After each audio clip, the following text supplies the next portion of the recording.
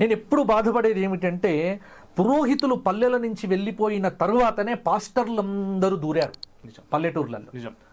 మరల ఒకసారి ఇటువంటి మంచి ప్రచారకులను పురోహితులను తయారు చేసి పల్లెల్లోకి వదలగలిగితే మరలా గర్వాపసి నా ధర్మంలో ఉన్నటువంటి వారిని నేను తీసుకొని రాగలుగుతా.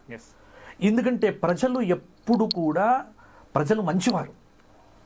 ఇప్పుడు పుట్టినటువంటి పిల్లలు చాలా మంచివారు. ఎంత స్కిల్స్ ఇప్పుడు పుట్టేటువంటి తరానికి, వాడికి ఆలోచన ధోరణి కానీ వాడి ఐక్యూ లెవెల్స్ కానీ అది సరి అయిన మార్గంలో పెట్టగలిగితే, సరి అయిన శిక్షణలో వాళ్ళని తీసుకొని వెళ్ళగలిగితే భారతదేశం భవిష్యత్తులో మొత్తం ఈ రోజున అమెరికా అని చెప్పుకుంటున్నారు కదా, ఖచ్చితంగా ఇంకొక 200 సంవత్సరాల తర్వాతనైనా అగ్రశిఖరం మీద భారతదేశం నిలబడుతుంది.